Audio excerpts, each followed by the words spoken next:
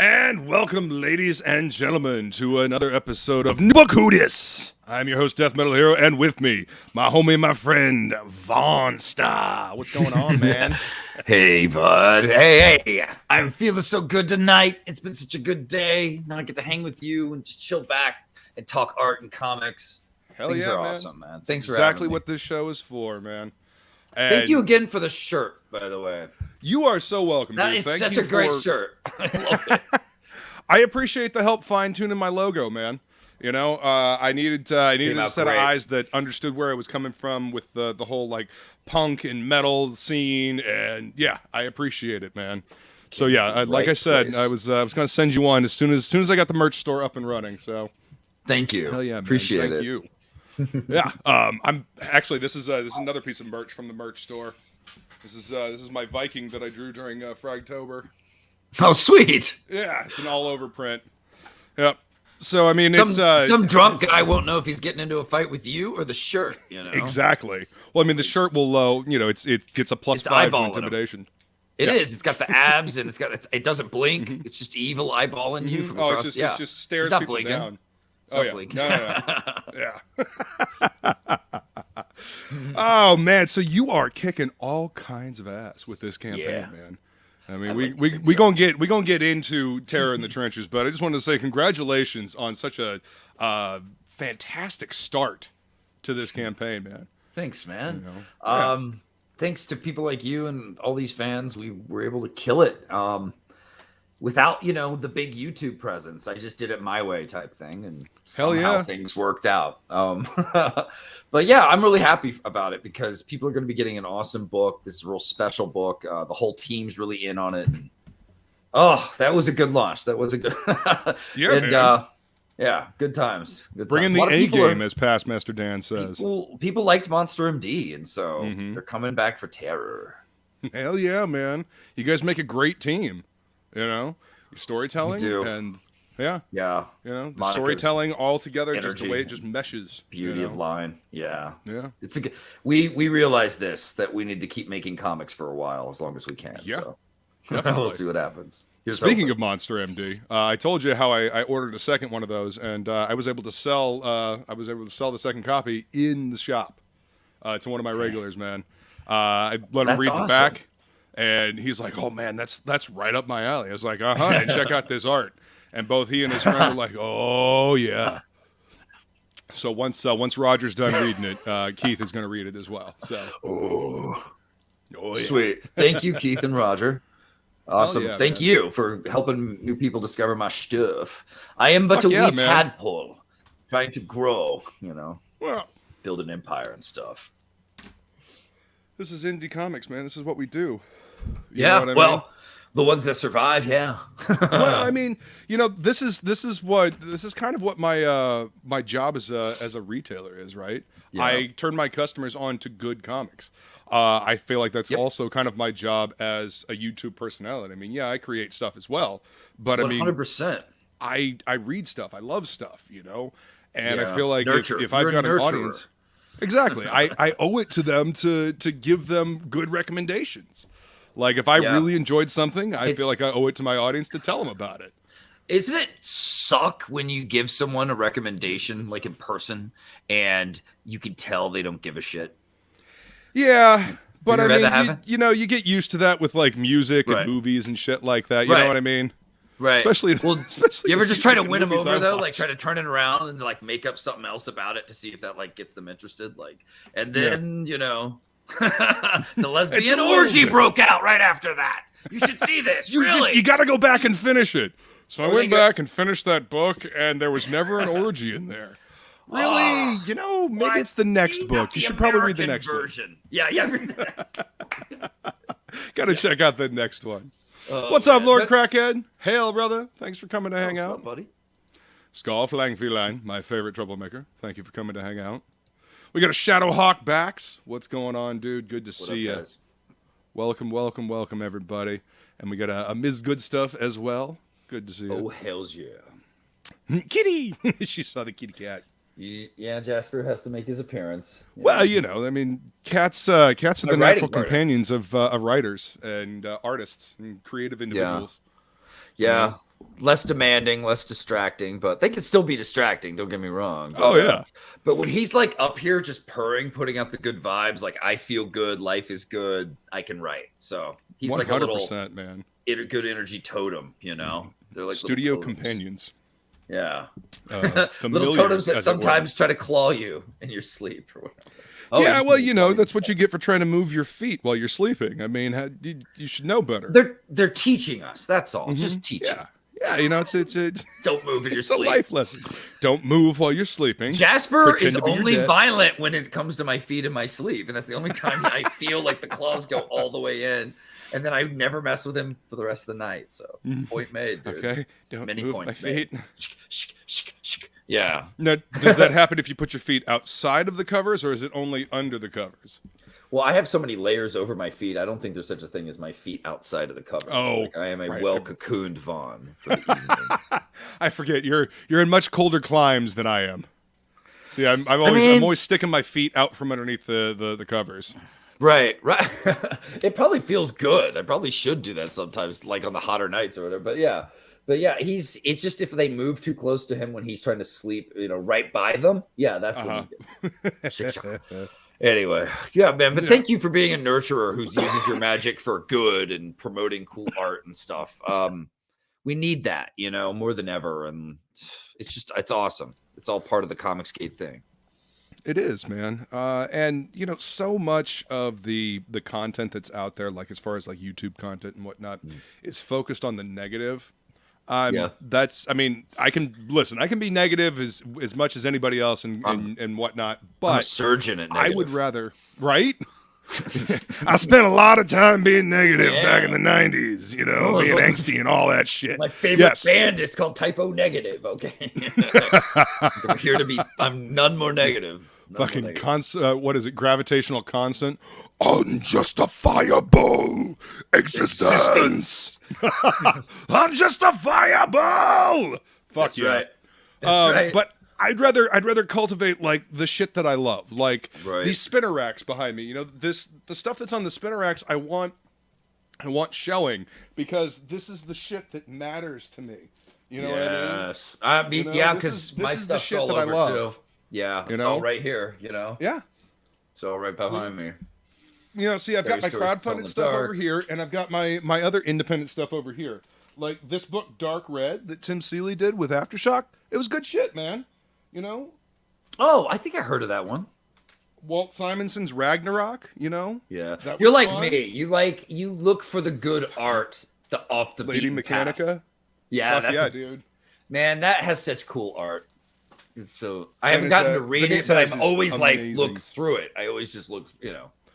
It's a good story as well. Like it's a lot of fun, like good steampunk Victorian era stuff. It's a probably great book. The only steampunk book that I would want to pick up and buy. Like I'm like, okay, this looks cool. Yeah.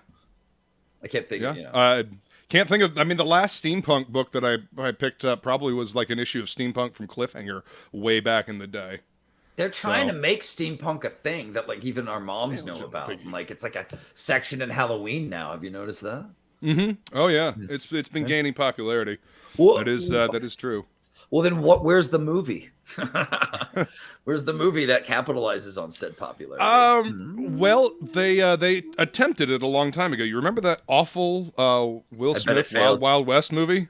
Yeah, was that? Yeah, steampunk? that was pseudo. I mean, that spider thing at the end was kind of steampunk. Yeah. I think that left a bad taste in people's mouth. Oh yeah. Yeah, I mean it's that time period. Fresh Prince ruined steampunk, so that's the theory, huh? Yep. The theory. Fresh Prince ruined America for steampunk, or at least Hollywood. You know. Okay. What about that Peter Jackson movie that flopped? You know, with all the fortresses on wheels, everybody's on them, living in a city on wheels, like running around the countryside of their city and shit. Oh shit! You know what I'm talking about? Yep.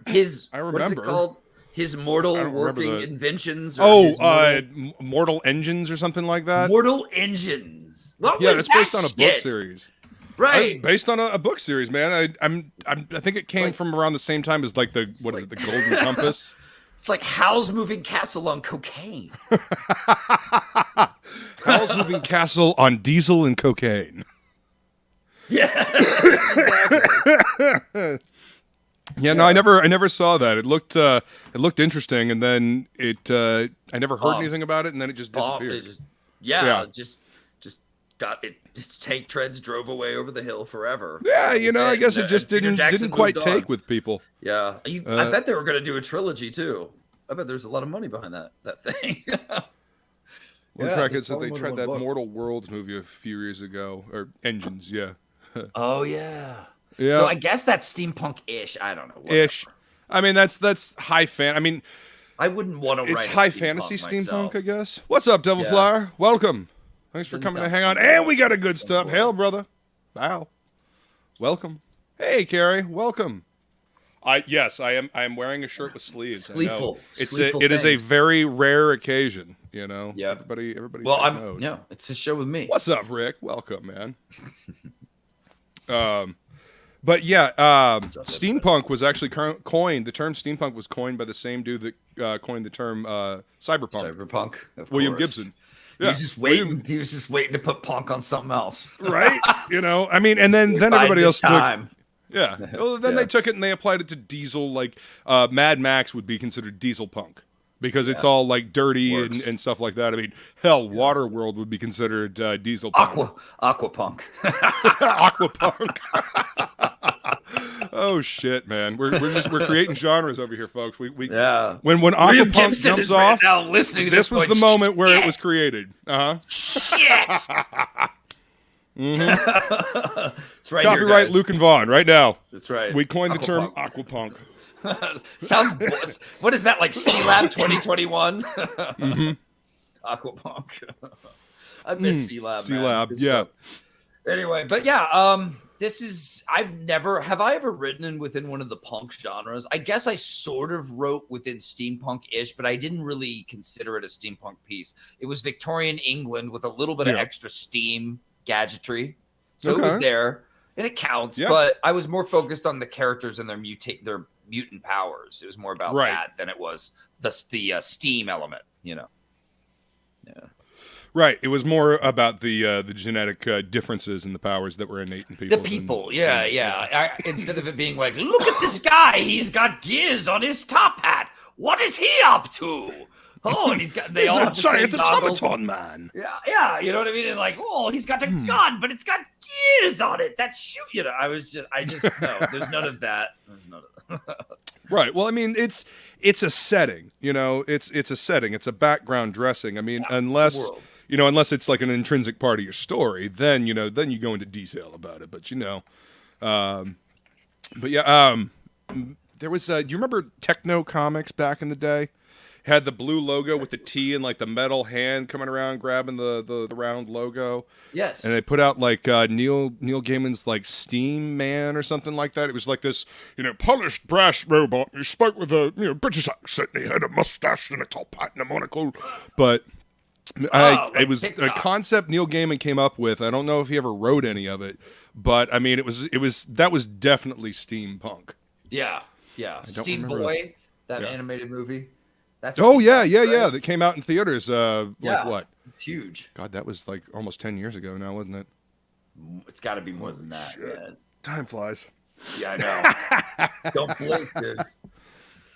Holy crap, man! So, what are you reading anything right now? I know you're working like crazy. Are you reading anything that you're really digging? Yeah, like book-wise, comic-wise. I just finished reading a true crime comic by Eric Powell of The Goon. Nice. And a true crime author working together to do a book called "Did You Hear What Ed Gein Done?"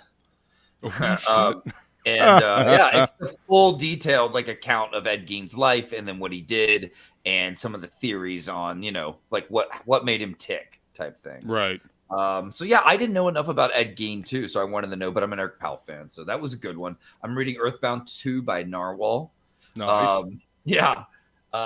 Let's see what else. Oh, for some reason I picked up the Complete Crying Freeman graphic novel. Do you know that one? Oh, no kidding. Yeah. Wow.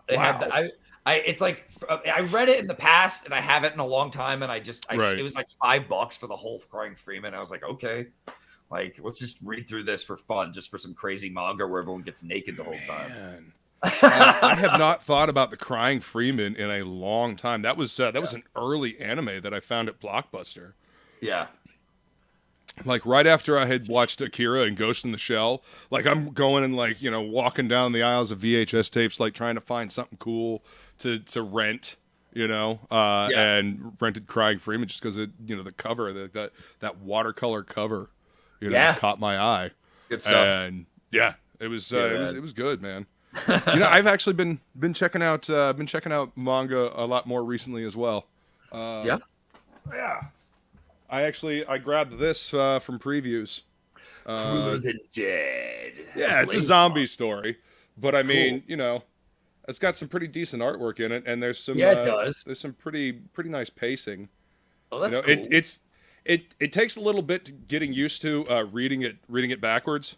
Yeah, because the last time I bought a manga, it was Battle Angel Alita, but it was this size, but it was reprinted by Dark Horse, and they put it, you know, in that was the their order thing. that we would. They would flip it.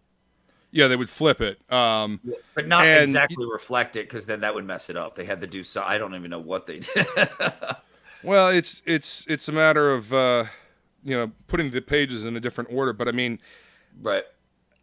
You know, the way they construct the pages, they still go this way. So yeah, it's difficult. I got used to it, and because I have a lot of manga, and like in the manga boom of the early 2000s, it became just standard for it to be the traditional way it was printed. You know, the fans wanted it, and that's what sold, and they don't have to pay anyone to change it or flip it. So it's like the easiest thing in the world. Well, I mean, and it doesn't ruin the flow of the story. That's the thing I was thinking when I was going through this, is that, you know, some of the way some of these pages are constructed, like if it wasn't done this way, it would ruin the pacing. You know? Yeah, I agree. I like reading manga the way it's meant to be read. Like you do have to like learn to shift your brain, but then once you get into it, like you just forget and you just start rolling. Start moving through. It's learning a new skill. It's stretching them brain fibers to do something different, you know? Yeah. Yeah. All right. So, let me bring up the campaign here. We should get into the main event, the bread and butter of what we came here to talk about. This awesome smash hit campaign you got going on, homie. Thanks, bud. Like, congratulations. This is well earned and well deserved, man. This book is gorgeous, and if Monster MD is any indication, this book is going to be a hell of a lot of fun to read. Dude, I like it more. Really? I'm a better comic creator making this than I was with Monster MD. Like I was still learning some things and like polishing some edges, you know. Yeah. And figuring out how to write a good comic. I mean, Monster MD started off as a film script, and then it evolved into a good comic script, and then had a million redrafts. But like with Terror in the Trenches, man, I was like, this was a level up for me as a creator, as a writer. And as I look at these pages come in from my colorist, one of the things I like to do, this is like where I get my satisfaction as a creator, is I look at the script and I look at the art next to it, and I see how well like the characters' voices fit and the art. You know, it gives you a little high. And I'm telling you, as I do that with this book, the excitement, like the fun, and just how badass this is too. Like I just like cheer. I really hope people will feel the same when they get their book. I think. Hell yeah. Yeah, it's like, and it's not just like crazy, since when I know people use the word fun a lot, I do too, like to describe my work and stuff. It's not just crazy wackadoo fun. Like this is a multi-layered, like this is a dark story with a lot going on. Black Terror's got a lot of demons. He's a very haunted hero.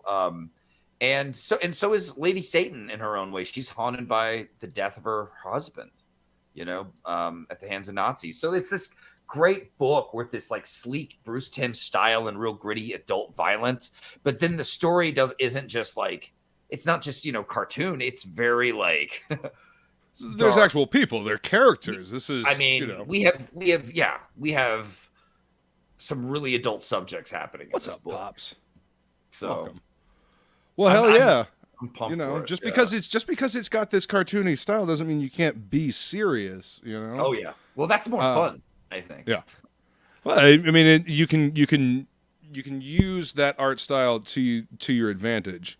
You can tell, like, have something hit comedic wise that probably wouldn't hit a certain way with more I guess traditional art, for lack of a better term, more serious art, I guess, because there's a bounce, there's an animation to the art in this that I love. Like, looking just at the thumbnail right here for the video, the movement on this page, I fucking love this page. This whole page is pretty damn crazy. By the way, that's right there, that hole right there on the right there. That is a neck stump. So let's go ahead and play the video here. Yeah.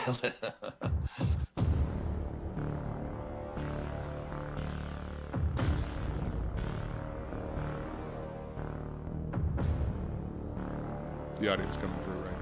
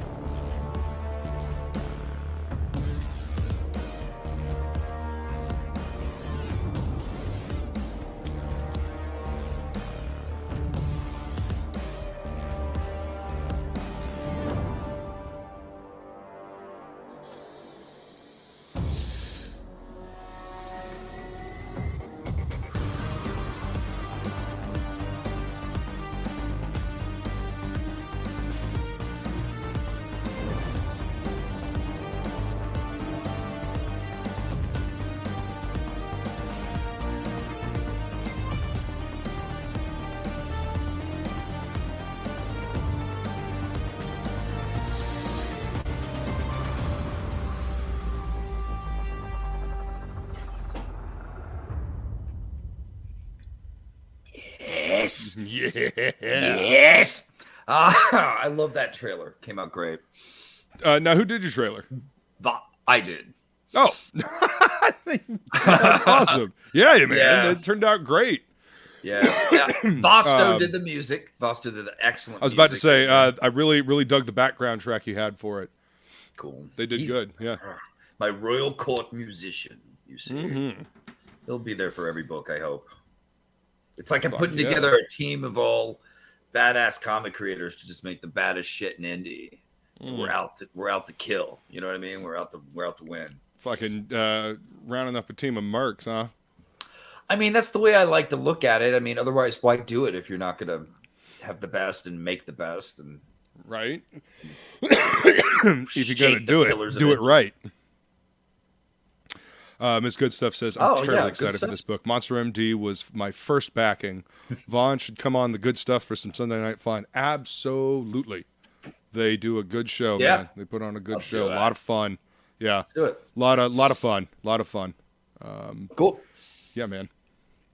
Well, this book is so special to me, and it's so weird because I didn't want to do this book at first, man. Like, I remember you saying that when we did the What's in the Box with Monster MD.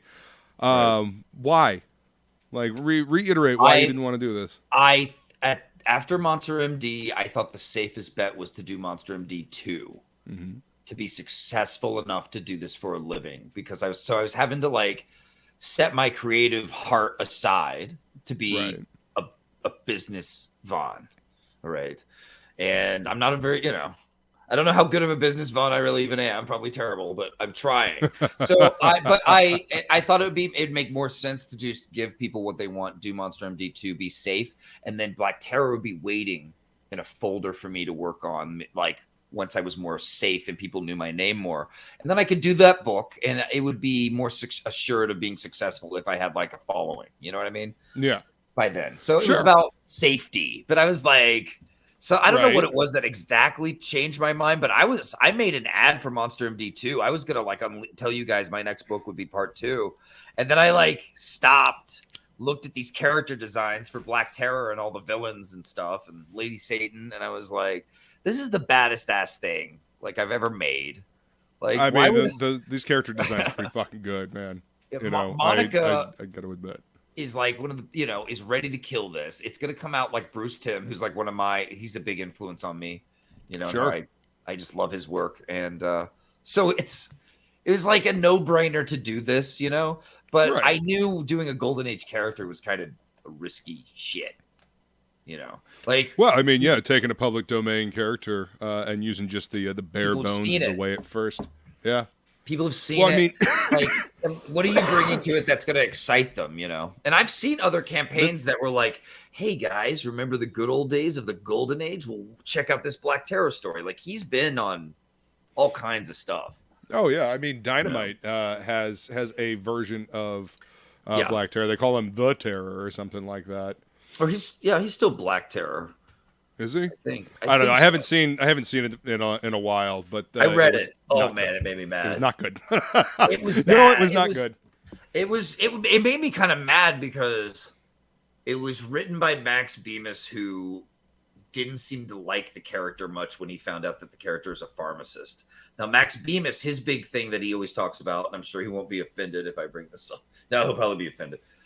His whole thing is like mental illness is like his thing. He's like, I'm bipolar, bro. I've been on every pill known to man, bro. Like, you should hire me to write your comic because I'm out there and I'm gonna bring like the perspective of someone with mental illness to it. So he started like getting to do Moon Knight, which is, you know, that kind of makes sense. Moon Knight's mentally ill as it gets, right? Sure.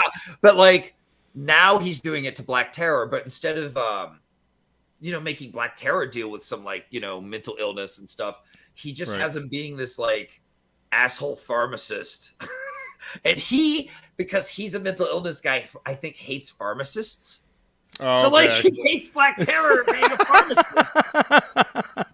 So he like I've writes had about some how shitty pharmacists, so I have a grudge. Black Terror shitting on himself at the opening of the book. He's just going, man, I'm that asshole that makes you wait 30 minutes for your pills. And I'm just like, this is not what pharmacists do.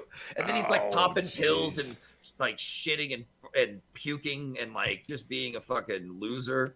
Like he's a is that supposed to pass for like character development? Is that I'm so critical of this, and it had some other really weird bad stories that were just kind of like Max was phoning it in, and I got pissed, and I took that ball of spite and I wrapped it up around my heart, and I started making my own Black Terror.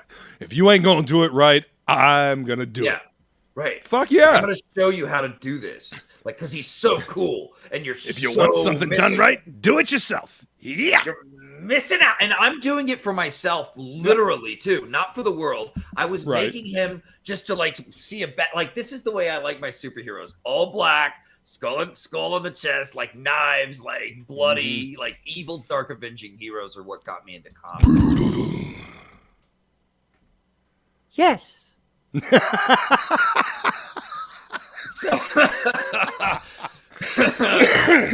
So like I knew I was correct. So like I knew that I could like make this badass, and it was like right under everyone's noses, and they weren't tapping into the coolness. So like that's kind of what this started as, like an exercise in going, what are you thinking when he could be this cool? You know? Yeah, came out great. Yeah, so pumped. Push the coolness factor. And you know what year does this take place in? This is 30 years after World War II. Yeah, a lot of flashbacks to World War II. But when the story kicks in is 30 years later in 1975. Okay. Back when historically they were calling New York Fear City, and that's exactly what's going on in this story. Okay. It's so perfect. I didn't plan that. That was an accident. I'm not that smart, you know. But like that's a really cool coincidence. It's perfect for my story. However, I don't really have much of a 1970s like boy oh boy, the wonder years of the 70s thing going on. I just blow it all up within like 11 pages. Like I just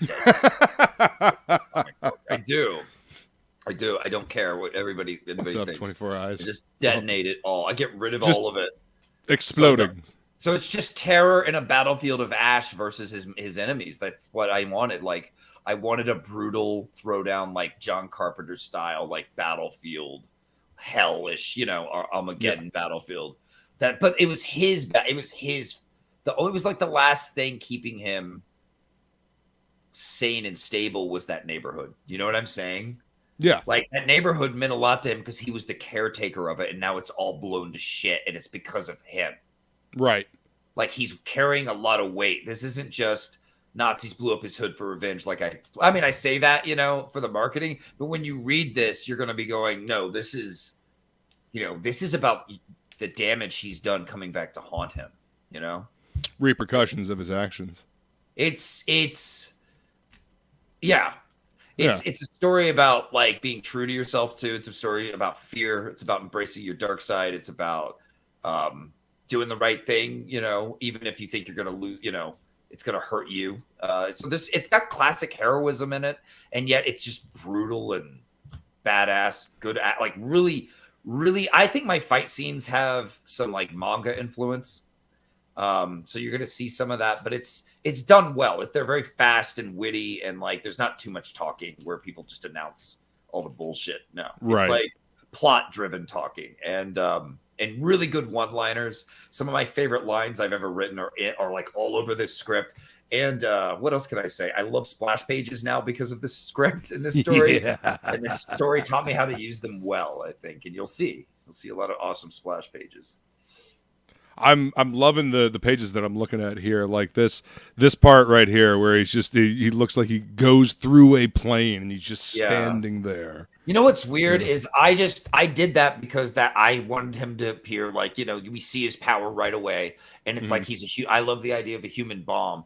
But if you do an image search for Black Terror covers, you'll find a cover of him where he's going feet first into a Nazi airplane, and they're both looking over their shoulder like, oh shit, like Scheiße. Nice. Like, and I don't know if I did that as an homage or if I just like had that image somewhere in my mind and didn't realize, but like it matches. It's like a higher T version of what we've seen the old school Terror already do, which I think is kind of awesome. Like the fans will dig that, I hope. You know. Yeah, especially anybody that's seen that particular cover, they'll pick up on it. Yeah. But I'm loving the storytelling in these pages.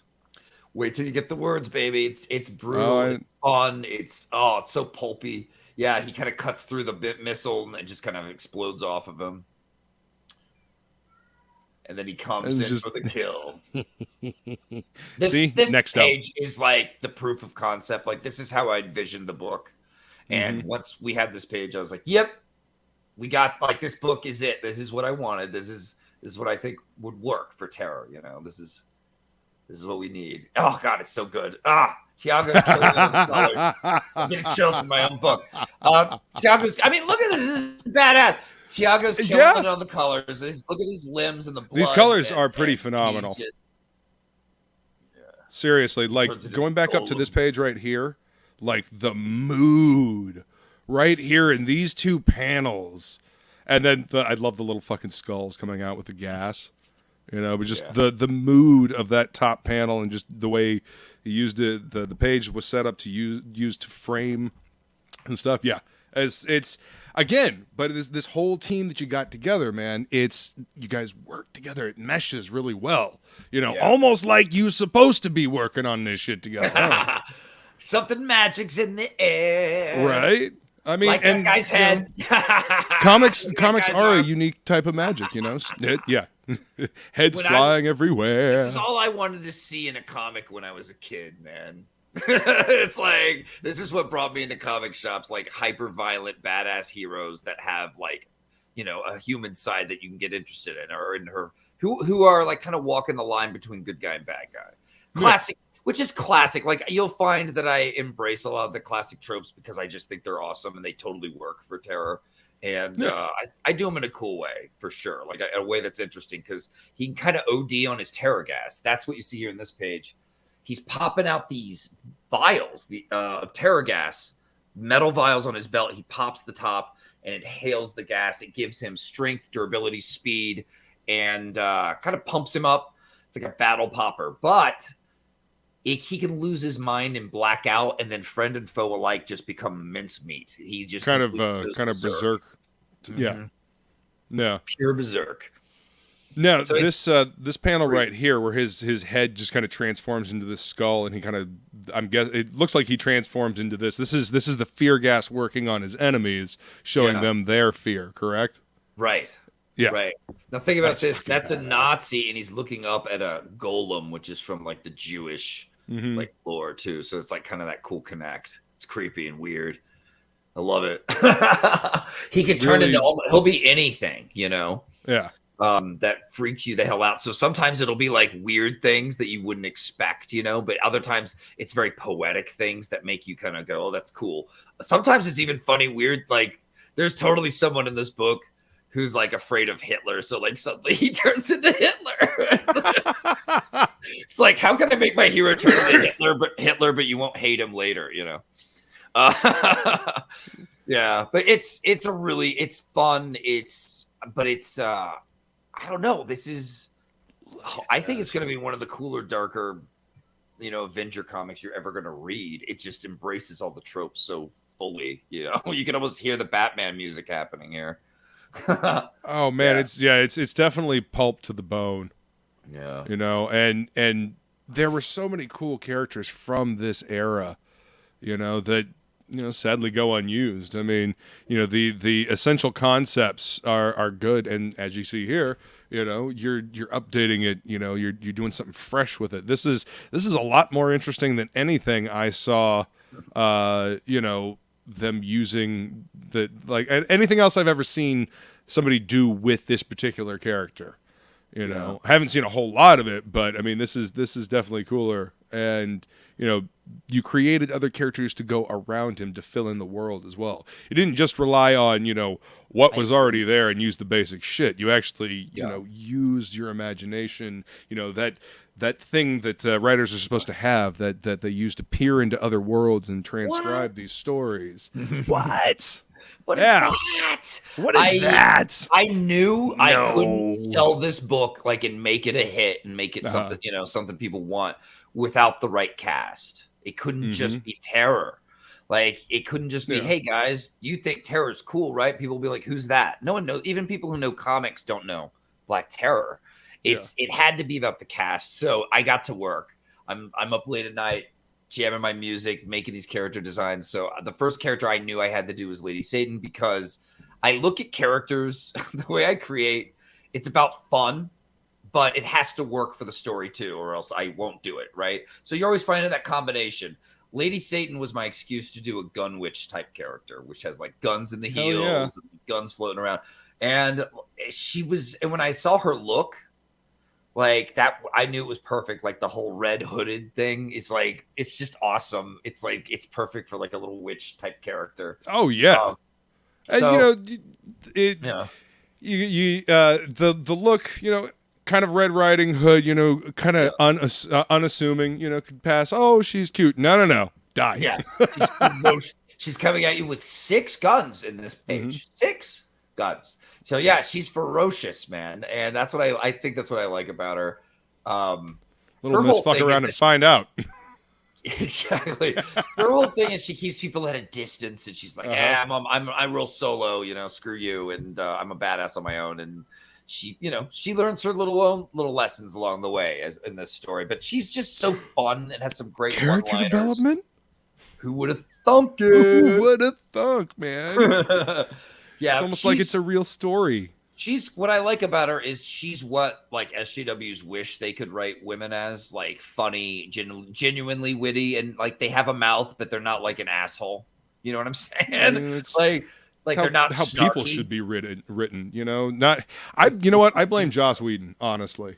I blame Joss Whedon for every character sounding exactly the same, because everybody has to be snarky in the same exact way. Yeah. Nobody has any like different speech patterns. It's always using the exact same turns of phrase, and there's no variety in the characters. They all sound the same, you know? Yeah, I've heard about this theory. I mean, it makes sense, I think. Like I think I've even seen other movies that I think he wrote, and they were not even like, I almost wish he had written them more like himself, like the Joss Whedon thing, because when he tried to do other voices, it came off really, really bad. Like some bad romantic comedy thing. Anyway, but like he's yes, you're right. Like a whole generation of people decided that they were the witty, snarky people that were going to write the next Buffy. And yeah, it was a big influence. And oh man, did it, I'll give him credit for this. He pulled together that first Avengers movie, and I think people genuinely liked that. But then it was fun. Became, like, it wasn't as bad on the writing, was it? Like, he actually did a good job. And then, like, Ultron was kind of like, eh. Like, I was getting Ultron was phoned the fuck in, which really makes me sad because who they had playing Ultron is amazing. James Spader, yeah. Spader is fucking amazing, and I love James Spader. The movie wasted him. When I was younger, that was like who the girls would tell me I looked like, But like now I'm older, so I'm like downgraded. Like now I'm like Michael Shannon. That's certainly better than what I've been compared to. I've been compared to what's his name, Seth Rogen. No, especially with my voice. Yeah, your voice. Yeah, but you're not Seth. I guess I gotta start talking more like this then, so I don't sound like him. I like that, dude. You're like Russell Crowe preparing for a role, man. Which you look like Russell. You got the Russell eyes. You look like It's all right. You know what? I'll take that. Dude, I think Russell Crowe's awesome. Oh yeah. Oh yeah. He was originally supposed to be Wolverine. That's who they wanted. Yeah. But he did not. He didn't want to take the role. He was the one that recommended Hugh Jackman, though. Hugh Jackman was the perfect Wolverine. He really was. I mean, granted, he was much taller. He was much taller than Wolverine's supposed to be, but so what? No, he was. That didn't matter. Perfect. It made my dad that Hugh Jackman as Wolverine was what made my dad come to me and go, thought all those stupid X-Men comics you were reading for years were just dog shit. But like, Wolverine's kind of cool. And like, I was like, yeah, thanks, Dad. See, told you, Dad. Told you. I love this page. Everyone loves that page. I mean, it is. I would wear this on a shirt. I'm just saying. Okay, good to know. Yeah, it's the shot. I mean, he's back in the saddle again. Like it's time to gas. He's gassing up. He's gonna gas up. I love this book, man. It's like the terror gas is like a drug, It's, and when he exhales, it's like fear toxin comes out. So when you get close enough to him, you see him as what you fear most. Hell yeah. Pretty creepy. These are the character designs. Yeah, I remember you showing me these character designs when we did the What's in the Box. This, I'll say it again, this kind of gives me Danger Girl vibes. In that the way they had, what was it, the Hammer organization or whatever it was, that had like the Nazi scientist and all that stuff. This is going to be fun like that, I feel. Instead of spies and stuff, you have like, superpowers and, Nazis and this is going to be fucking badass, dude. It's not like I wanted to embrace the pulpiness of like the Nazi doctor bad guy. I've always wanted to write one of those, and like I said, like all these characters are like, they're like things I wanted to write that all worked well together and made for this really badass book. So I was like, let's put it, one of those characters is my excuse to do the character Trap Jaw, pretty much. One of those characters is my excuse to do Baroness from Cobra, one of the, you know what I'm saying? Like, I've always wanted to do a character that has mutated eyes and doesn't need a scope and has scopes for eyes, who snipes. So it's like, here they are. They all work perfectly with this story too. Like, you're gonna love them. They get a little bit of backstory, but it's not heavy. It's very quick. It's very simple. But it's their fight with terror is where it's at. Like that's where you're gonna see them like come out and things are gonna get crazy. Hell yeah. Yeah. Man, I'm excited, man. Look at all this stuff. I make a lot of stuff. Yeah, well, I mean, the cards. Look at the back. I love the fact that we're bringing cards back. Like this indie scene is bringing like the cards back, because that used to be a thing when I was collecting with my dad. We used to get like the boxes of the cards, and we'd open up the box, we'd open up the packs, and we would see if we got the entire set. Usually we get the entire set with some doubles and then most of the chase cards. and then we'd hunt down the chase cards. You know, it was one of the things that we did. So seeing this stuff make a resurgence, just based on the fact that, you know, other people enjoy that shit as well, is really fucking cool. And I love the care and love that are put into these, you know, just to go with the same aesthetic, you know? But yeah, man, I love the extra stuff that comes along with these campaigns, especially when you put together stuff, man. I mean, my Monster MD shirt's still one of my favorite shirts. Yeah. Yeah. Oh yeah. The one with the staff. Do no harm. I love that shirt. Must. Yeah. Yeah. That shirt was like, I had already saw it in my mind before I made it, and when I did, I was like, yep. That's that's my opening shirt, man. I love designing that stuff. I think it's because I did all the band stuff growing up, you know. Yeah. Got me into that. Oh, hell yeah. Double Lady Satans with blasting fools. I mean, fucking hell. I mean, it looks awesome. If people like that, that's cool. But if they don't want like, I want to keep the Kelsey Shannon one, but like, I could use this other Lady Satan as like a card, like the trading card, and then I could do like a different image on the back if people want. I don't know. I shouldn't overthink it, but if people like it, cool. They're both great images. Concept subject to change, but will remain badass. There you go.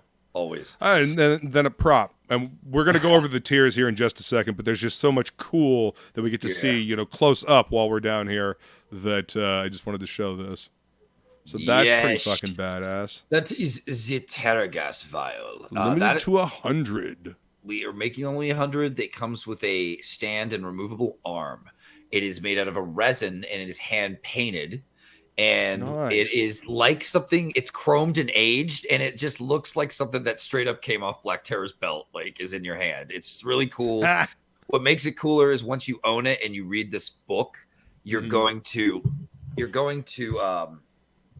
be like, Jasper, what's wrong with you, dude? You're freaking me out. You're going to be like, dude, I'm really glad I own this because this is actually part of the plot in a really big way. So we kind of have something special going with this that you're not going to see coming until you read it. So hell yeah. It's cool. It says toxic on the top and has a little warning label because this stuff, when he inhales it, sure, he gets powers. But when they tested it out on other species and people, killed them. It killed them dead. Deadly. So, yep. So, but it's cool. It gives him this like doctor. I was realizing like this guy kind of has a Dr. Jekyll and Mr. Hyde thing going on with him blacking out and killing everything. And he's got kind of a mad scientist edge to him too that I think is cool. So he's a cool character. The potion that transforms. I mean, that's kind of he's inhaling something. And he kind of transforms. Yeah. Walking that line. You know. He's a pharmacist, but I mean, he's a mad scientist, and he's cool. He's fine.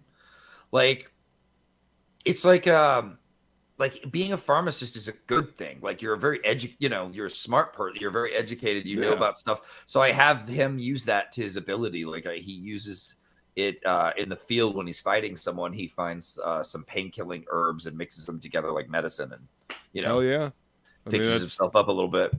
So yeah, things like that. You have that knowledge. Use it. Shadowhawk says, he had to get one.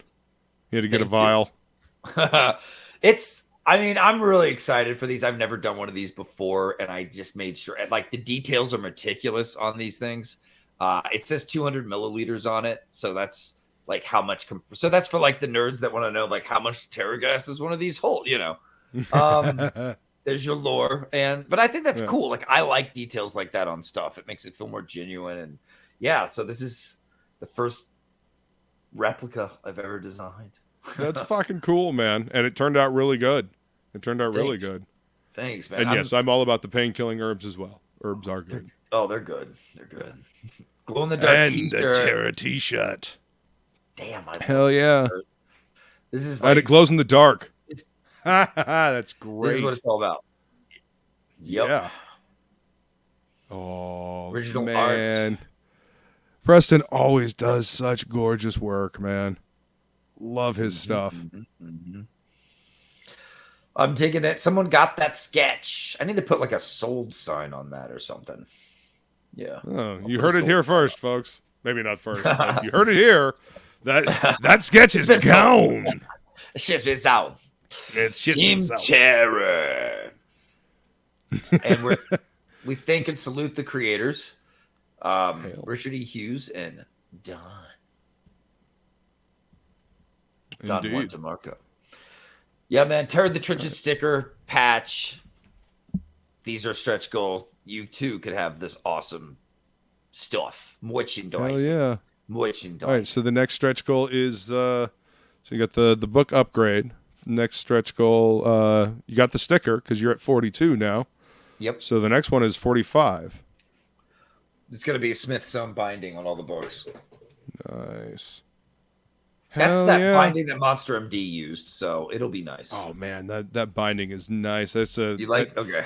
Yeah, that book turned out fucking gorgeous, man. Absolutely. Sweet. That's the way I mean, I'm not doing this to play around like a book that people love and have on their shelf and revisit, and just it's a fun time to read, Frog G says, "Got to get that patch unlocked. I know some people want that." Oh yes, I know. I've got people who are like going to be collecting me for my patches. Oh. I know you are. Like you're going to be getting, and I was thinking about how cool it'll be one day to have like all the patches from all my campaigns. Fuck yeah, man. Like notice on this one for Terror in the Trenches here, I put volume 1 on it. So like that way when you look at it, you're like, that's from the you remember like that's from the volume 1. They all have their own cool look. They all need to have their own cool freaking look. Yeah. Till it looks like you're in, an evil army or something.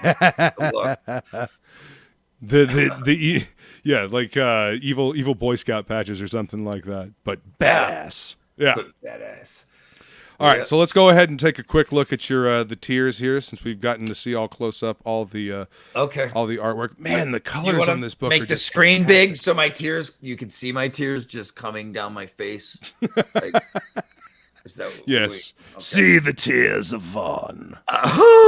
Being an artist sucks. It's hard. No one takes you seriously, no matter how well you do. And even if you do well, they hate you anyway. No, I'm just kidding. Man, see, that's where the angst comes in. That was, dude. No, this has been such a joy of a campaign to do in comic space. It's been awesome. All the people who've had me on their channels, like Ethan and John Malin and everyone's been awesome. Art T Bear, like they've been having me on. I love art. Like it's been just so great, and like so, yeah, they really helped ease the pain. But setting this all up myself, like as a one-man show, oh my god, painful stuff. Doing all these graphics, I can only imagine, man. Figuring it all out. Oh my lord! But you know what? I'm happy I did it and figured it out because it just makes the next campaign that much easier. The Total Terror, $85. You could get it all. You get the digital. You get the signed comic. You get Lady Satan pinup poster, double-sided. You're gonna get, and it's folded out. It's a fold out, and then you get Terror Files print set. So that's the black dossier, like classified information looking thing. That fun extra shit. Yeah. Like trick your girlfriend with, make her think you're like a secret agent or something. And then but then boom, you pull out these sweet prints, not Prince, like the musician, but like art prints. The prints of artwork prints. Fingerprints? You don't want me to fingerprints. Anyway. So like, that was actually a joke in Animaniacs. Yes, that's what I was trying to say. Yeah, that's what I was trying to reference. They're like fingerprints. Well, okay. Like, no, he goes no, and he throws. No, thanks. You don't want me to fingerprint. And Prince walks off in a huff or something like that. I think he just throws him off the screen. Yeah. Oh man, but yeah, okay. This is that you get the T-shirt with this. You get your name in the book. Bottle those tears and make them. Yeah, Vaughn tears. There you go. I mean, you could ship them inside the terror vials. That's what the terror gas is made out of. Vaughn tears. At least it's not bath water. Thankfully. I mean, although some people apparently make a good living at that, so who knows? I don't think I'm going to be one of those people. I think I'm going to have to keep making comics. Me neither, buddy. Me neither. Yeah. But Shadowhawk says, "Fire! I'm in. Hell yeah." Sweet. Yeah, man. Great. $85 altogether for all of that stuff, including like the T-shirt. That's pretty fucking great. Yeah, signed comic, the posters, the pinups, the files, print set, and the T-shirt. And guess how many copies of Monster MD we've sold? Like the second chance add-on on this campaign. How many? 95, dude. That's a lot. book. Like, that's amazing. That's fantastic, dude. That is fantastic. Yeah. It was a good book, man, and a lot of people, they missed out on it. I got lucky. That was one of the early ones that I backed as well. And I knew that I loved it, and that's why I had to get a second one, because I knew that there would be people in my shop that would love it as well. And it was there for a week, Roger wasn't in that week, but he saw it. I showed it to him, and he dug it, man. So yeah, it's a cool thing, man. I love seeing this resurgence of indie books, and it's almost fitting. Actually, it is fitting that you're using a character from the golden age of comics and doing some badass indie shit with it. So I think you're right. I think I didn't really plan it that well, but I stumbled onto something here, I think, but I did, when I was writing it, I did know it was special and that there was something like badass about bringing back the past to kind of like show the future or show the present that it's like lost touch. You know what I mean? Yeah, cool it resonates. It resonates with the history of our medium, and I think that's, an underlying cool factor of this this story and this character and this campaign, man. Right. I think you totally nailed it. And we're also living in an era where things are dark and full of fear. And we have this book that's all about fear, dude. It's all about like taking on your dark side and winning, going down to the bottom of the abyss and seeing if you can touch it and make it back up again, Shit like that. Like, it's great. It's such an awesome throwdown of a book. And there's I love that it's a trilogy too. I'm like kind of pumped about that, That was my next question. How many pages are we looking at? Okay, 78 pages. Mm-hmm. And I imagine they will all be about this same length, or are they going to get longer? They're about this. They're like all around the same length. Some longer, some shorter. I think, like the maybe the next ones might be like 76 or 80 pages. And they're in that range, and one might be in this like 68 or 70 pages, something like that. Okay. So like they're I need to double check. I haven't I've been focused on book 1 that I haven't looked on book 2 and 3 in a minute. So. Well, yeah, I mean, you've been running the campaign. You've been talking about this one. this is the focus. But actually, just know, folks, that there is more story coming with this. The script is done. The script is done, and it's beautiful, and it's like one of the coolest things ever. What's cool is I think the story gets more interesting as it goes. So hopefully that keeps people like cheering for it, as the fights happen, because they're brutal. I'm sharing actually a new panel that came in today that I wanted to share with everybody. All righty. Michael T says, hi, old nerds. Vaughn, can't wait to have this one. Thanks, guys. Let's see. Ooh. Ooh. Man, like I said, the colors on this book, it's moody and it fits, Yeah. We really digging it. It had to. We had to go into his world and feel it. Like, I'm really into atmospheric stuff. I'm always having my colorist add more steam, more grit, more whatever, rust, dust, and and blood. Usually blood too. Usually blood. I actually do my own blood pass with my books. I go through my book adding blood where I want it. I do a little spritz here, little spritz there, little blood spray there. Well, man. Like, don't you remember, like, in some of the best violent books, like part of the fun was getting lost in like the craziness of the blood splatter in like a Beasley book, like in a Simon Beasley book or something. Oh, like, shit! It was so cool. Yeah. It's like he just, took the brush and just let the paint go, And it's just like, the explosion. Yeah, I always want more splatter. Like, I want anyway. So and this is that type of book. So hell yeah, I better do that. You should with Monster MD. I was like every panel, blood, blood, blood. It was funny. My colorist knew, of course. Like, she was like, "Yeah, that's cool. It's cool. You make it look good. It looks good." Fine. So, but it's awesome. I don't know, man. This is coming out great. I'm really proud of this. You got every reason to be proud of this, man. This is a fantastic looking book, and I am very excited about it. I knew it was going to be good when I got the little card for it in Monster MD, and then we had a conversation about it, and then we talked about it on What's in the Box. But seeing these pages, man, holy crap! Like it's really coming together awesomely. Yeah, I'm really happy with it. Oh man, I'm the Lady Satan scenes with her just blasting people and talking shit are so good. They're so freaking good. I'm having so much fun with this book, man. But that's what I love also to hear, Black man. Terror's coming out to the world saying I can compete with anything on the shelves. I'm ready to throw down. Like, watch this. And I like that. That awesome. Attitude and swagger. That's what this whole indie scene's about, right? Yeah, man. We doing our thing over here. We making comics. Like this is what we do, and we're doing this because we love doing this. That's why we're doing this. That's right.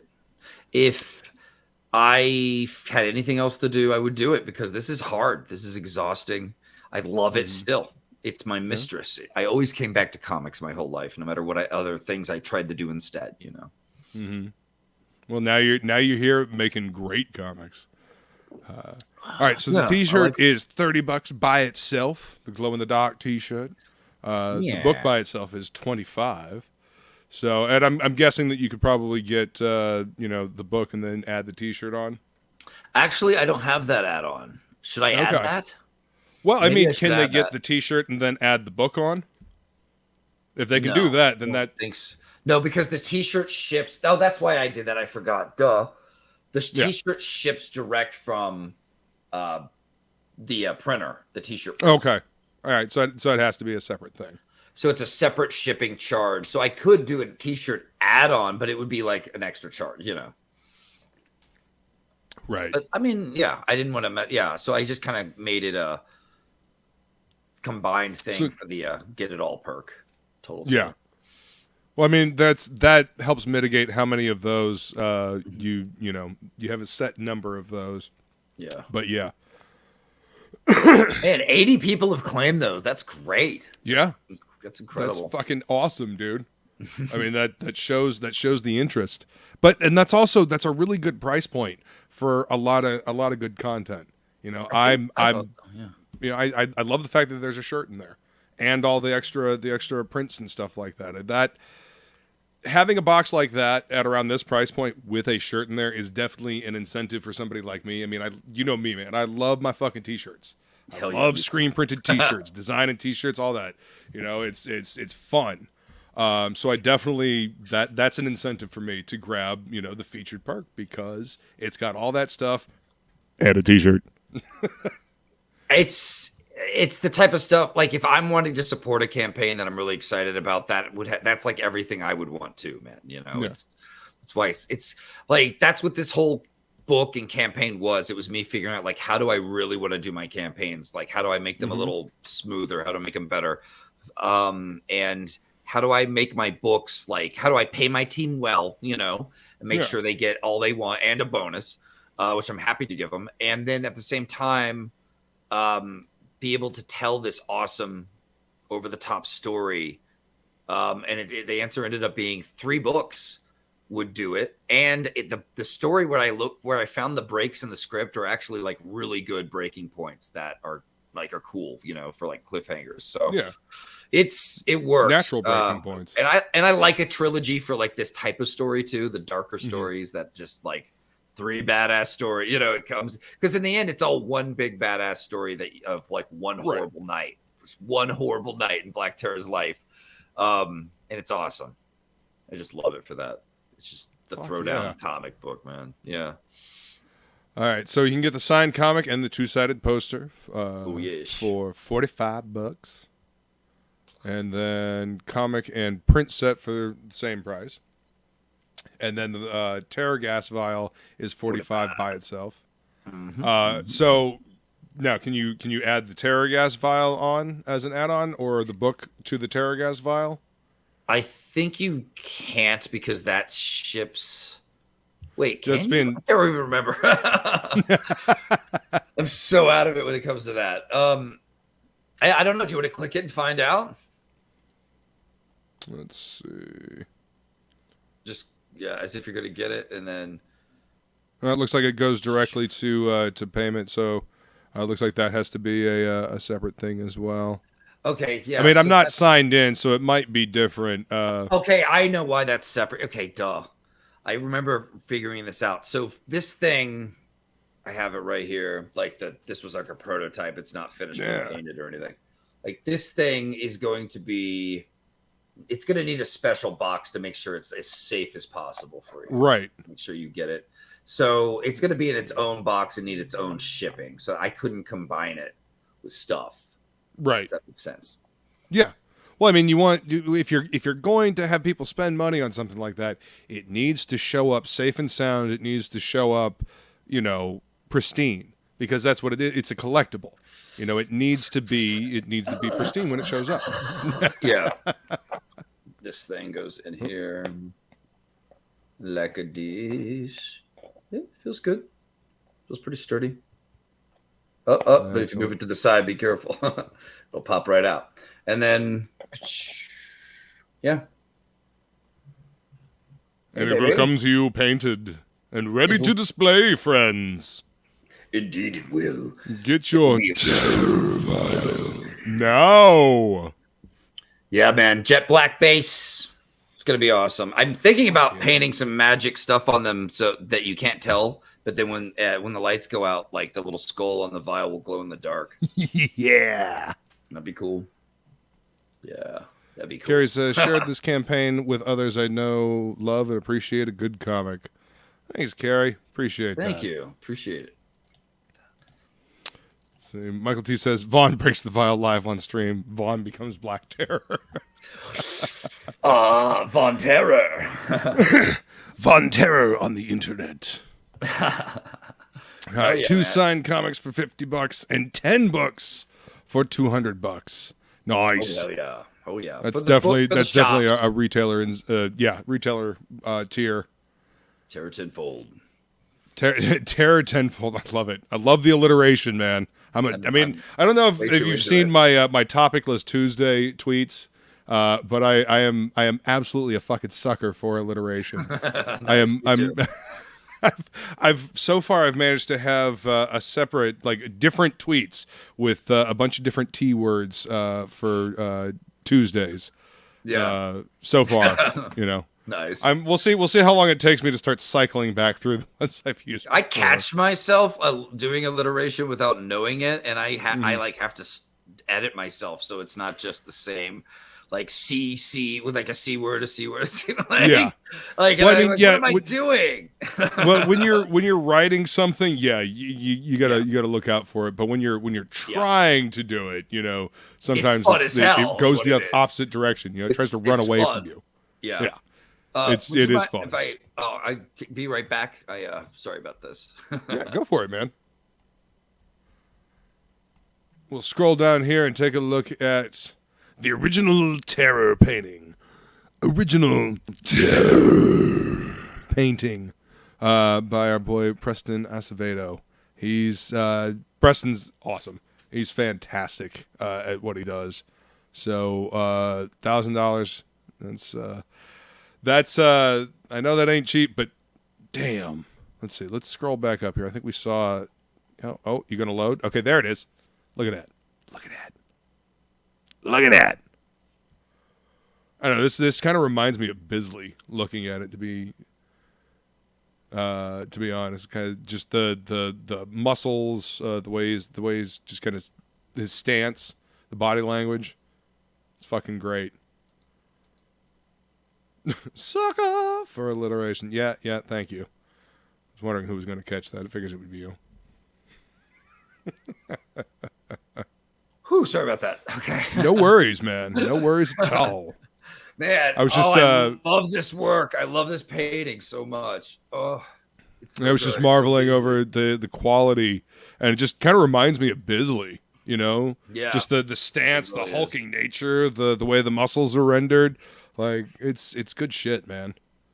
It's amazing. Good shit. And he has the terror gas coming out of his wounds. Like, you can't kill me because I'm full of this evil toxic shit. It's awesome. It's just awesome.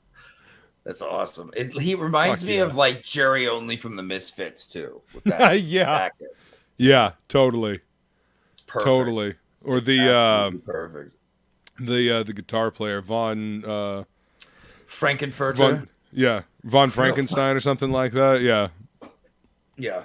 I like that guitarist is amazing. Dude, they're fucking huge too, man. I know. And for being older dudes, they're like way too fit, Oh yeah. Well, I mean, Danzig, from what I understand, has always been, into fitness, or something like that. Not anymore. Yeah, not anymore. Now he kind of looks like a melted Sigourney Weaver, but sweet. All right. So the painting's still up there for $1,000. I was just marveling over how fucking badass it is. Dude, this is a fucking great campaign, man. Thanks. I'm so excited for you, and I'm so fucking proud of the badass work that you've been doing. Congratulations, dude, on Thanks, a fucking man. hell of a launch. Like this is how you do shit, folks. This is how you do shit. Had the first campaign, delivered a damn good story that people love, come back with another fucking awesome, fun story for people to dig their teeth into, and something that's uniquely him. He's telling a story that he wants to read, and that's what we're getting, and we get to go along for the fucking ride, which is fucking badass. Yeah, thanks, man, for that. You're helping make that happen, and I'm really glad people are like. You have to understand, man. Like, I don't do well at parties. Like, I don't relate to people more than I relate to people less than I. Sorry about this. I'm gonna censor Jasper's asshole. It's a cat. So, oh, buddy, he just jumped on my desk. Okay, you're smooth, dude. That was good. So, like, I don't do well like in the world. I don't do well in the office. I don't do well. Right. Like, I need to relate to people in some way. I need to like reconnect. And when people go, "Hey, man, I get what you're doing and I like it," like that means the world to me. I work really hard at my stuff. I'm just trying to be a good artist over here and tell some fun yarns and make you guys, entertain the hell out of you. So I appreciate anyone who's willing to like listen or give me the time of day. So, because otherwise I don't really get to talk to people or relate to people out there anymore. Like I only have these stories to give you at this point. I understand, man.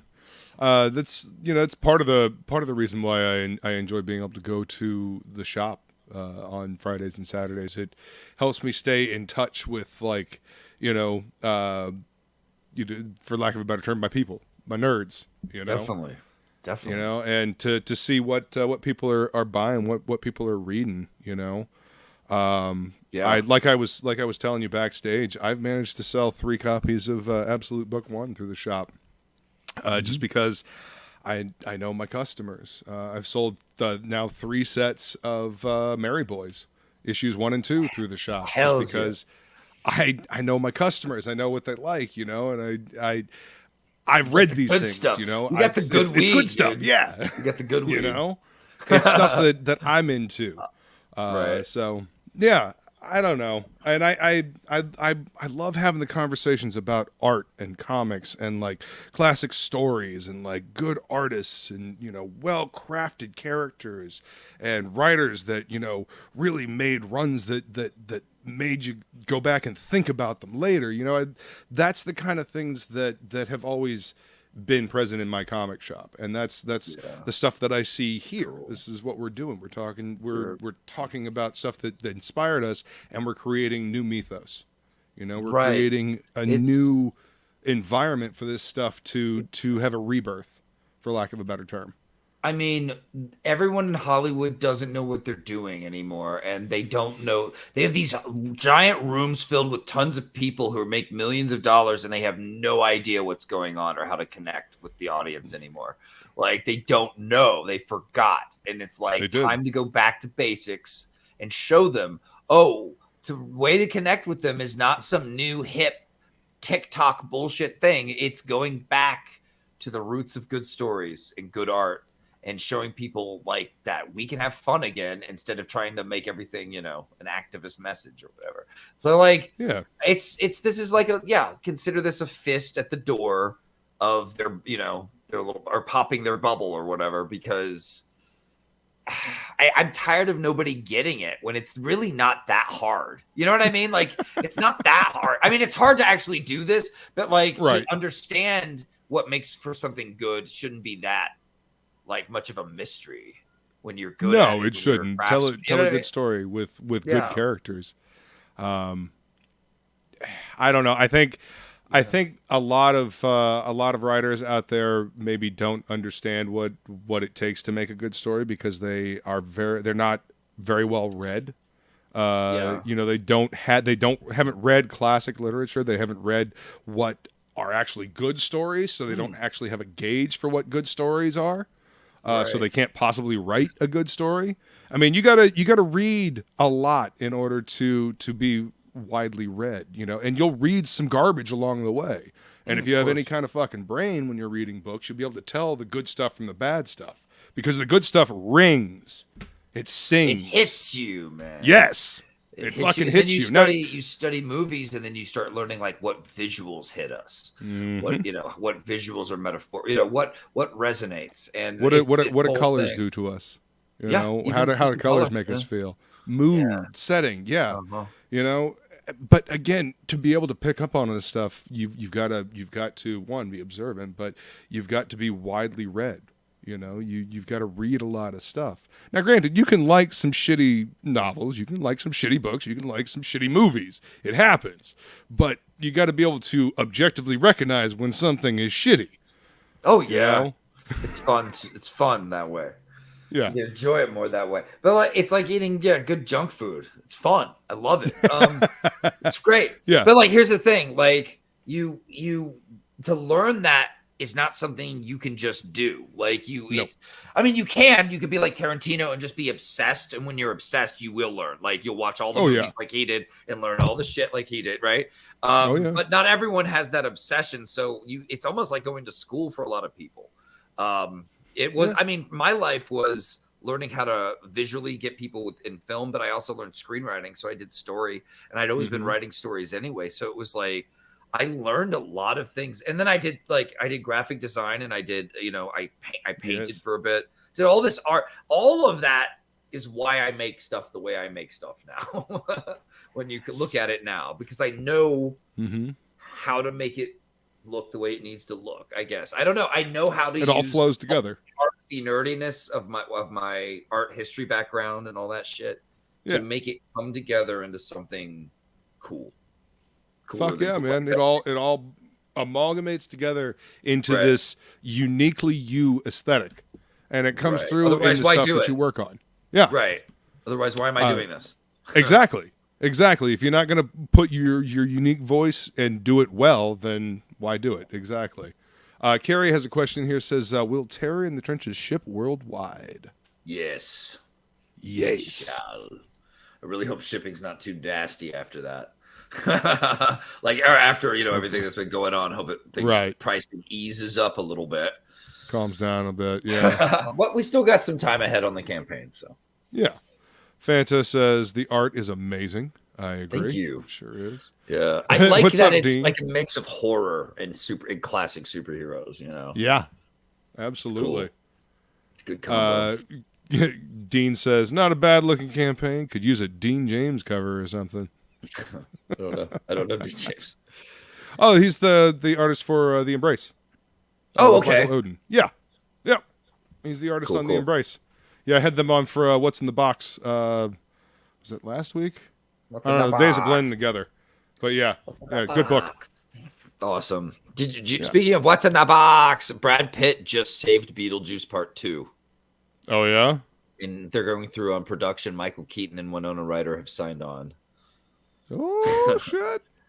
Yeah, they're doing it. They're doing Beetlejuice too. They're doing it. It's the only sequel Michael Keaton wants to do in his life. So I think that's kind of cool, actually. Yeah. I mean, if everybody's on board and Tim Burton gets to do it how he wants to do it, I mean, okay. It might suck a big one. mean, I will reserve the right to be skeptical, but I'll be skeptical out the wild. So that's all I do. Is any movie really rubbish? Doesn't enjoyment come from the perception? Yes, but being able to tell objectively when something is shit is the earmarkings of an intelligent mind. I mean, in the end, it's always like you can enjoy it. Did they make the impact they were going for, or were there a few things they could have done to refine it craft wise to make it impact us in a way that made us think or feel, make us relate. I mean, I have soft spots for terrible movies. I know. I mean, the original Mortal Kombat movie. I love that movie, and it's fucking terrible. It is an awful movie. Not nearly as bad as Annihilation was, mind you. I like the first one. I really like the first one. Especially that song. Test your might. Mortal Kombat. Rated Liu Kang. Johnny Cage. Sub-Zero. Sonya. Fuck yeah, man. Dude, one time I was out in front of a bar in Chicago and I met a chick named Sonya Blade. And I was like, shut up. And she went, no, that's my name. And I was like, all right, we're going on a date. So I can say I dated Sonya Blade. Yeah, that's how it started. Still, I love the first one too. Could have been more gory. That movie, it was so 90s. It was so freaking 90s and great. And it was unashamed of its cheesiness. And that's what I think kind of made it good. Because they made a new Mortal Kombat and it was trying to be all badass. But I like the original one, man. I don't care. Give me Puppet Goro, voiced by, what's his name? Michael Richardson or whatever his name is. Really? The guy that does all the awesome deep voices and animation. Oh yeah, that's Michael Richardson. Yeah. He voices. I didn't know that. He voices Goro. Go back and watch it and listen. No and you'll be like, shit, that is fucking awesome. It's Richardson. You're gonna love it. You're gonna love Goro. I didn't know that. That's fucking great, man. I'm gonna have to go back and watch that movie again. It was like before he was a name, right? Yeah, before I knew his name in animation. Yeah. Right. But holy Kevin Michael Richardson. Thank you, Michael T. Kevin Michael Richardson. Yeah, Kevin Michael Richardson. Yeah. He's a great voice. Great actor. And Frog G says, how dare you say that about bad movies? Velocipaster is a classic. Oh. Velocipaster is a classic. I like The Room. I'm a fan of The Room. God. I have never been able to finish The Room. I had friends make me come over and watch it. They were my old D&D crew. And we got about 30 minutes in, and I was like, no, fuck you. Fuck this. I hate this. It's so fuck worth you. it. I'm out. It's so worth I know, but it's probably the lovemaking Oh, scenes, hi, right? Mark. Yeah. The sex scenes go on and on, and they're so terrible. They're so terrible. And you're just covering your face. But, like, if you can get through them to the end, there's this really cringy suicide that's just great. The whole world betrayed me. It's just great. And then they all come in to find him dead. And they're like, Johnny, look what we've done. What have we done? Yeah, I watched the everything wrong with The Room under whatever it is. What the fuck? Who wants to watch that? It's just like a headache. That would take like 18 years to go through. Oh man. I have a story about that dude, the guy that made The Room, Tommy Wiseau. Oh yeah. Okay. So I was there with my Polish girlfriend, and we were fans of The Room. We were there at screening in Chicago, and so we met him to get our picture taken. And he's got the sunglasses and the like gothic little vest, his little goth outfit on. Anyway, he turns and looks at my girlfriend and goes, very nice, and does all these weird Eurotrash moans at her. And then so I just I said one of his own lines from his movie to him, right as people were taking our picture. I was on the other side of him and I went, "Three's a crowd," and he went, that's his line that he says in the movie, because I don't want to move it into my girl, so I'm just like, "Three's a crowd." And nice. He looks at me and he gets mad and he goes, "What? What are you talking about?" And he walks away all pissed off. And I was like, "Oh shit." Oops. I was like, "Oh shit." I guess he didn't like that. I thought it was funny as shit. But, that's fucking funny as hell, man. Yeah, I mean, he was like moaning, and he was like a cartoonist guy. He was being a fucking Euro creep. Yeah, in real life, he really is like his crazy movie. Like, he's a crazy Euro trash like weirdo, and he was moaning and going very nice, and like looking her up and down while we were waiting to get our picture taken. Right. I was just like, what the fuck is going on? What are you doing? I was like, dude? I better use his own line against him. Three's a crowd. And it's a total Chad move, man. Yeah. Anyway, that's how I met Tommy, and he walked out of my life forever.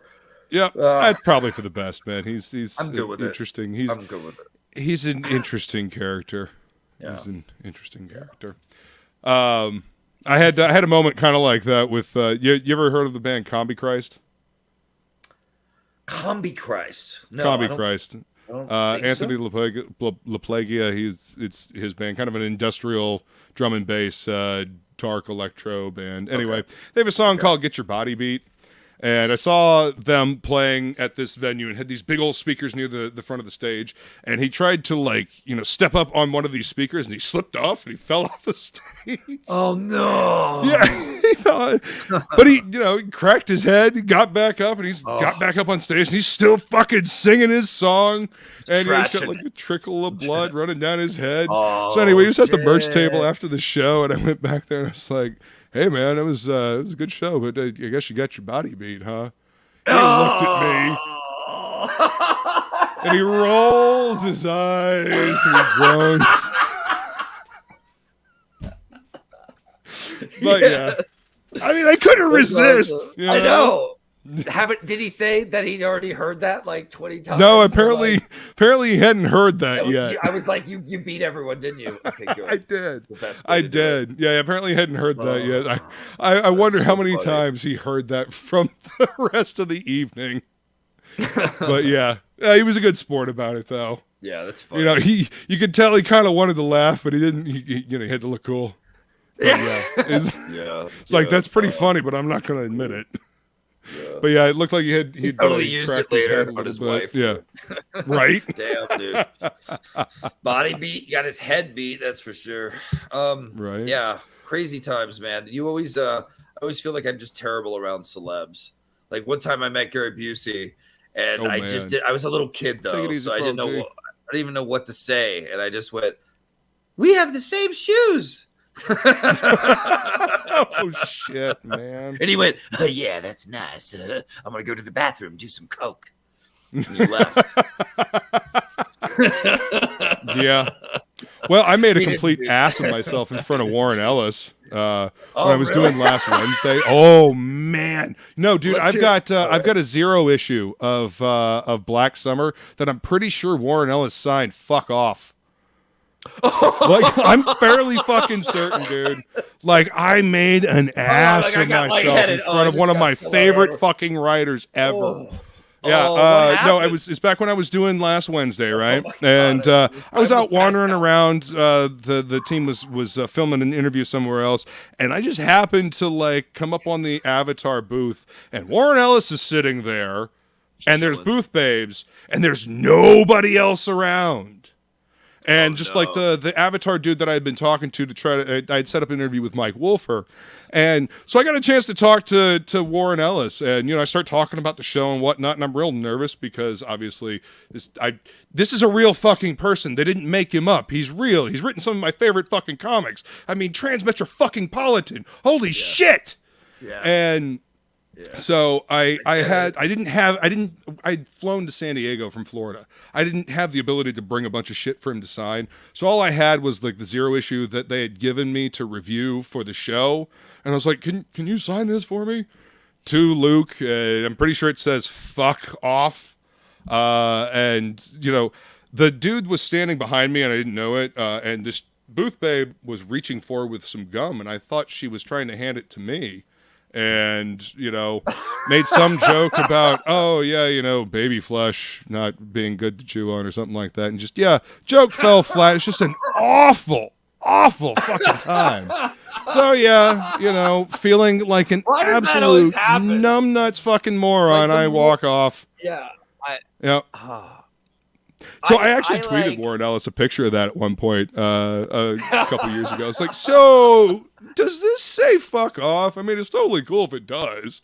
But I'm just curious because this looks nothing like any of the other signatures I've seen of yours. Oh, really? So, yeah.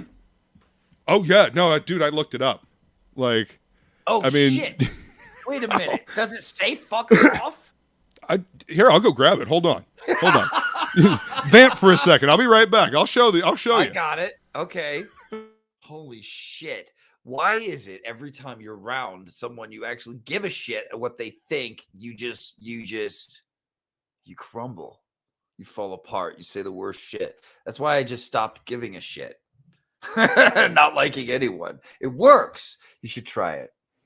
It works. Seriously. Until they prove otherwise, you don't give a fuck. I don't know.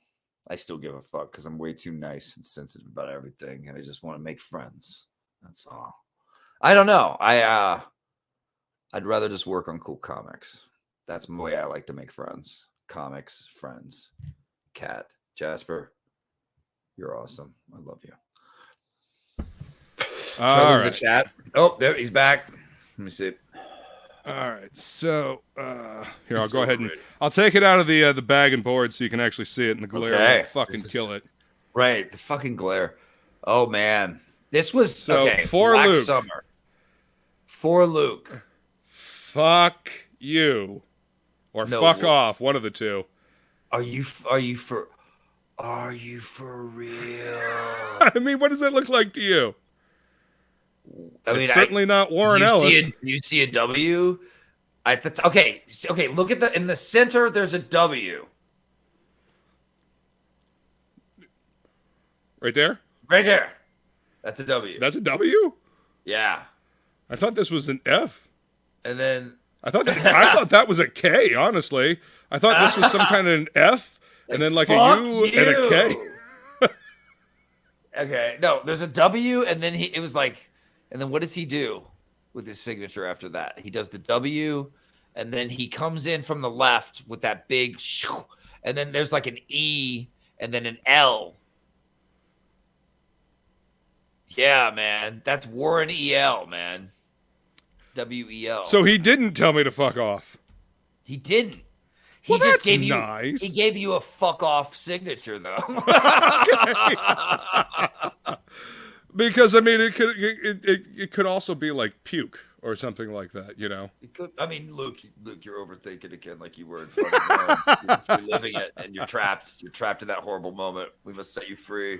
Oh, dude, it was. I thought about that moment for a long time, and then I put it out of my mind.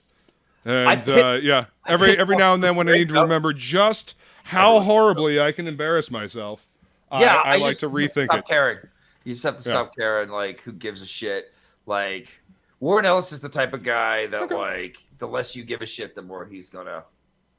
Yeah, harass me on Twitter, guys, please. But he's the type of guy that like. He wants you to be someone he could have a beer with, you know, like, you know, or a chick he can bang. You know, did he try to bang you? Nope, not a chick. But I do have footage of Warren Ellis at San Diego Comic-Con being an absolute pimp, just sitting there with like booth babes just hanging all over him. How does he do it, man? What is it? Is it just because he's Warren Ellis, or is there a way that he like interacts with? Okay, that's all. Well, I mean, I'm sure. I'm sure it's how he interacts, but yes, it's because he's Warren Ellis. You know, it's the way he interacts. I mean, he's he's witty. I mean, obviously, let's look at his writing.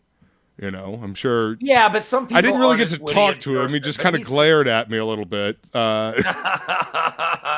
Does he? Yeah, he's. You know, some of us are witty in person, some not as much though. We're better on the page. You know. Well, but he seems like he'd be like a witty dude in a bar. You'd be like chatting with about weird shit in life. Yeah. He's smarter than the average bear for sure, but he gave in to the SJ Dubs, man, when all he had to do was just like pimp it up more, you know. He could have been like even more of a pimp. No, he should have just been like, leave me alone. I just want to make comics. You know what I mean? Well, I mean that's the thing. He doesn't really do comics anymore. He's more. I mean, he doesn't do as much comics. He does TV, but they won't. No, he doesn't. He got canceled, man. They canceled him off Castlevania. Are you fucking serious? They did. I didn't know he got canceled off of Castlevania. Well, shit. I think they did. That show's gonna tank. Well, it might already be done. Actually, I think they finished it. So maybe it's not that he got canceled. Maybe the show was done. But I mean, okay, I know they did 2 seasons of it, and I enjoyed the first season and what I saw of the second season. I haven't finished it yet. I liked the first. Writing. The second was pretty good.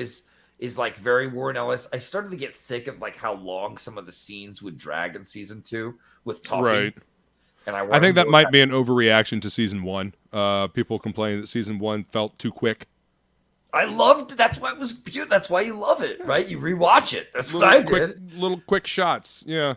Yeah. Well, it was more like it was only 6 eps or 4 eps. It was like remember season 1 was like kind of like them just testing it, because it was like 4 episodes. Yeah, it was like 3 or 4 episodes. Yeah. It was like, of course it was quick. Are you kidding me?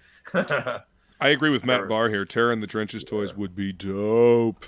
I'd love that. Fuck yeah, dude. Oh, dude. Do them like in the kind of like that animated series style that they did like the Batman toys back in the day. Yeah. That would work. Play off that aesthetic you got going on already with the Bruce Timm on steroids. I'm just saying. Yeah. That would be pretty fucking dope. Yeah. That would be badass. I would love to. If the money and the demand is there, I want to try to do it for people. In a way it's weird because like I'm a guy, I'm just kind of a newbie though, and I'm kind of like growing this still. So as we grow, we'll see what we can make. It'd be cool to do like a Lady Satan bust, like a terror bust. Ooh, I was talking about doing for the next replica, do Lady Satan's shoe, like her gun heel shoe. With like a little stand. That'd be kind of cool. Vial of green ooze, says Flying Feline. Mm-hmm. And King Leek has just backed Terror in the Trenches. Hell yeah. That's what I like to hear. Thanks, buddy. What's cracking, Billy? Welcome. Thanks for coming to hang out, man. What's up, bud? Good to see you. Welcome. Man, this has been fun. I'm really enjoying this. This has been a fucking blast, dude. And, it's always a good time talking to you, man. I love talking everything comics.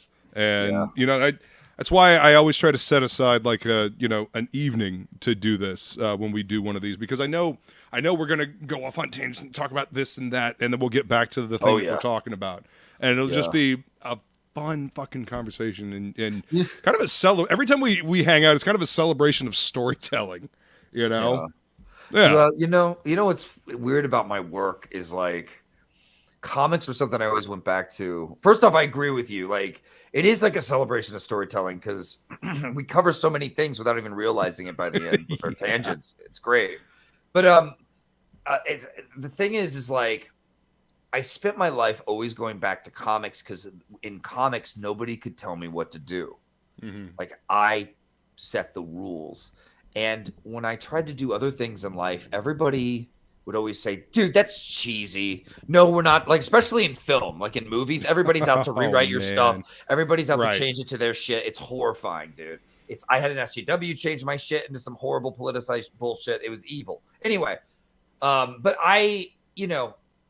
what's weird about writing comics, as I've come to realize as I do it now for a living,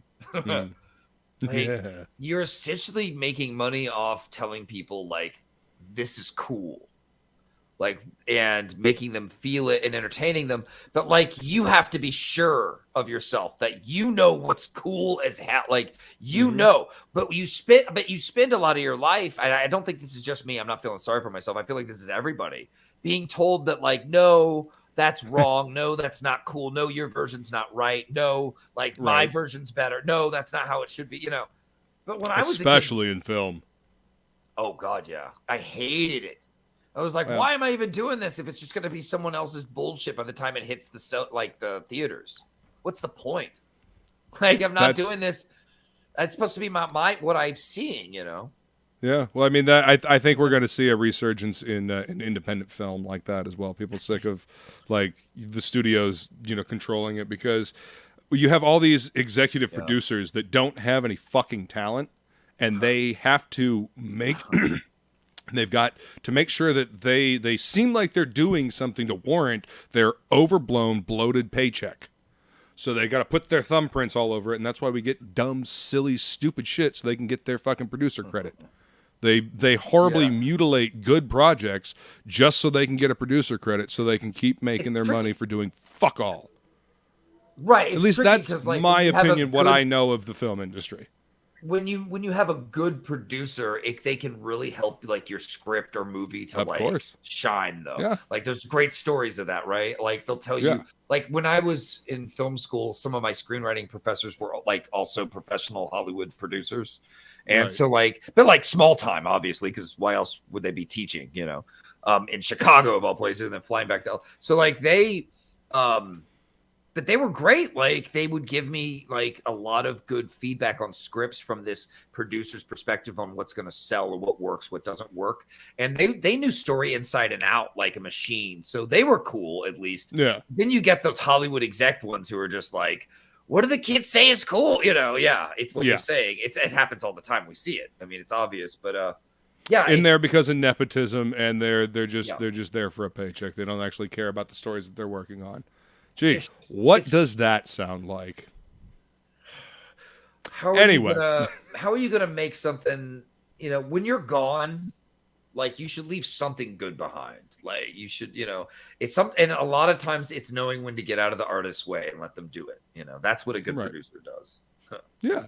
Well, I mean, that's good editors. Good editors take what is there and they polish it. They don't try to change the story to be their story. They try to polish what is there to make it the best version of that story. Michael T says, the public demands a detonetta pinup. Mm-hmm. I might be the public, he says. All right, guys, we're going to go ahead and wrap this one up so I can let Vaughn get back to doing what he do best, which is telling badass stories. If you guys got any questions, go ahead and throw them in the chat quickly. I figure you guys probably would have by now. But Vaughn, thank you so much for coming to hang out tonight, man. This is, as always, it's a fucking blast, dude. And I cannot wait to get this book. And, of course, we will do a what's in the box when it shows up, and there will be much fun to be had. I can't wait. When are you looking to ship on this? What's your projection? Well, man, things are moving really fast, and we've gotten a lot done. This is almost done with inks. We only have 18 pages left of inks to do. And then and the colorist is moving. He took a little mini hiatus for his, life, and that's cool. It was fine. Right. But he's back on it, and he's churning out. He just gave me more pages today. So it's like great. Fantastic. So the pace is good. So let's see. If he's turning in like pages every week, I mean, we're going to just churn. And he's already like, how many pages in? Is he 40 pages in? I think somewhere around 40. Yeah, 40. So like, it's a 78-page book. We have 38 pages left to do. I mean, man, this is going to be a walk in the park. Like when we finish, like when we go in demand, you're not going to be waiting too long for your book. Hell yeah. Like we're going to be going into print. Yeah, it's going to be awesome. Rocking. I'm excited. And yeah, man. You know it. Phantasmagorical says, new sub, Vaughn. Thanks. Appreciate you. To your YouTube channel.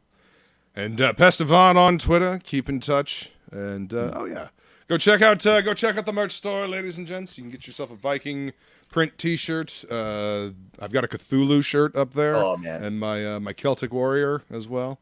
And my logo on T-shirts. I recommend that one. Yeah. Well, I mean, Vaughn helped me finalize my logo. So yeah, my badass new logo that I'm very, very happy with. I had the second set of eyes from Vaughn there. He knew what I was going for. I know you. I know what you mean. I mean, we listen to a lot of similar music, and we've seen a lot of the same logos. So you know the kind of old school like death metal, like black metal vibe I was going for with it. Yeah, so, man. Yeah, it's like my shirts. Yeah, exactly. So that's why I had to ask for your opinion. Good stuff. But yeah, man. All right, guys, we're gonna go ahead and wrap it up. I appreciate you. King Leak says, had my eye on terror for a while now. Hell yeah. Hell yeah. I'd like it. What's up, Edwin? Good to see you, man. We're just wrapping it up here. Everybody, thank you so much. Next Monday, actually, I will be having Edwin on for another new book for his book. This book looks cool. Yeah, man, it's going to be a blast. Thank you all so much for coming to hang out. I appreciate you being here, and we will see you guys later. Oh, I guess I should probably say tomorrow, 5 p.m., Flying Felines Happy Hour Hangouts with trivia. I will be there. Come hang out with me and my favorite troublemaker on her channel. Awesome. And then tomorrow evening, Topicless on my channel. 9:15 p.m. with Jason Bascom. All right. I think that's it. Anyway. We'll talk to you guys later. Peace. Bye.